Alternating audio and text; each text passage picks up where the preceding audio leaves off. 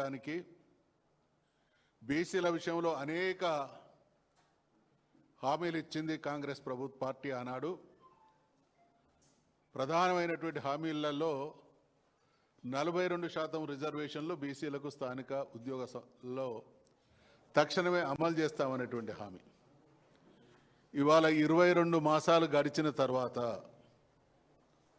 అనేక భూయిష్ట విధానాలను అవలంబించి ఆట ఎక్కడ మొదలైందో మళ్ళీ అక్కడికి తీసుకొచ్చినటువంటి నిర్వాహకం కాంగ్రెస్ పార్టీది, కాంగ్రెస్ ప్రభుత్వాన్ని. మనమంతా చరిత్ర చదువుకున్నాం. చరిత్రలో ఏం చదివినాం? కొలంబస్లు, వాస్కోడిగామాలు అనేక దేశాలను, ద్వీపాలను కనుగొన్నారని. ఆ రోజు అదొక సాహసయాత్ర. అంతకుముందు ఎవరు కూడా కనుగొన్నటువంటి దాఖలాలు లేవు. అటువంటి పరిస్థితులలో వారు వాళ్ళ ప్రాణాలకు తెగించి అనేక రవాణా మార్గాలను కనిపెడితే ఇవాళ కాంగ్రెస్ ప్రభుత్వం బీసీలకు న్యాయం జరగడానికి స్పష్టమైనటువంటి రోడ్ మ్యాప్ ఉన్నప్పటికీ దాన్ని రకరకాలుగా నీరుగార్చి బీసీల మనసులలో గుణపాలు దింపుతూ ఉన్నది. పర్యవసానాలు చాలా తీవ్రంగా ఉంటాయని రేవంత్ రెడ్డి ప్రభుత్వానికి, కాంగ్రెస్ పార్టీకి హెచ్చరిస్తూ ఉన్నాం.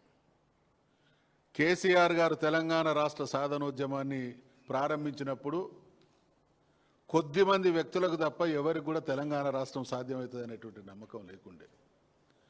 అటువంటి పరిస్థితుల్లో ఉద్యమాన్ని ప్రారంభించి తెలంగాణ రాష్ట్రాన్ని సాధించడం సాధ్యమైనప్పుడు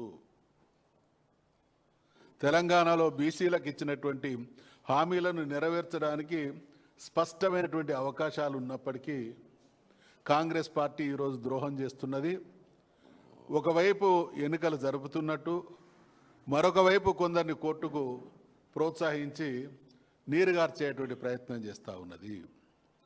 కాంగ్రెస్ పార్టీ చరిత్ర ముమ్మాటికి దేశానికి స్వాతంత్రం సంపాదించబడిన నాటి నుండి ఈ రోజు వరకు కూడా బీసీల పట్ల కుట్రపూరిత, వివక్షపూరిత, విశ్వాస ఘాతుక నీచానికి ఒడగట్టినటువంటి పార్టీ కాంగ్రెస్ పార్టీ, కాంగ్రెస్ ప్రభుత్వం. ఈ దేశంలో కాంగ్రెస్ పరిపాలించినటువంటి కాలంలో కులగణన చేసినటువంటి దాఖలాలు లేవు. బీసీలకు మంత్రిత్వ శాఖ ఏర్పాటు చేసినటువంటి దాఖలాలు లేవు.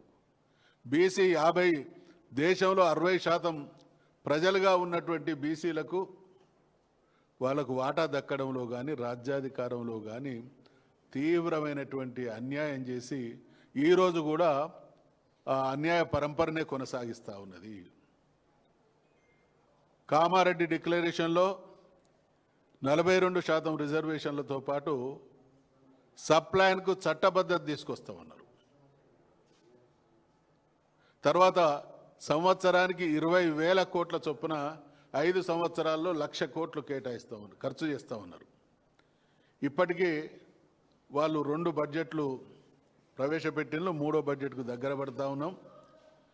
లెక్క ప్రకారంగా 40,000 కోట్ల రూపాయలు ఖర్చు చేయాలి. ఇంకా 2 నెలలు 3 నెలలు ఆగుతాయి.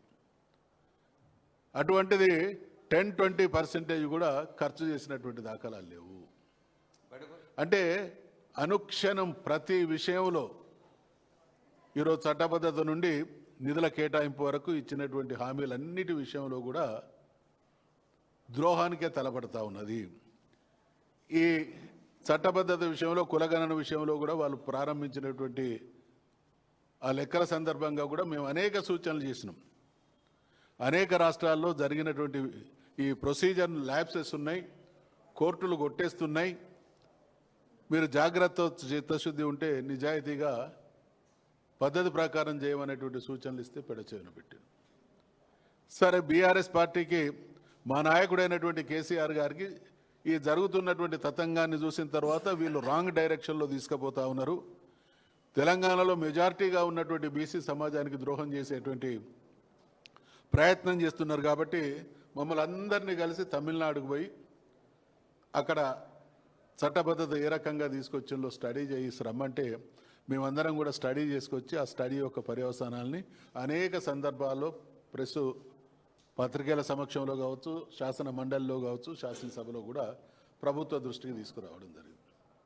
వాళ్ళు అన్నటువంటి మాటలు అంటే వ్యంగ్యంగా వాళ్ళు మాట్లాడినటువంటి సందర్భాలు ఏంటంటే, మీరు నిన్నగాక మొన్న వచ్చినటువంటి పార్టీ, మేము సుదీర్ఘమైనటువంటి చరిత్ర ఉన్నటువంటి పార్టీ, అనేక దశాబ్దాలు దేశాన్ని రాష్ట్రాలను పాలించినటువంటి అనుభవం ఉన్నటువంటి పార్టీ,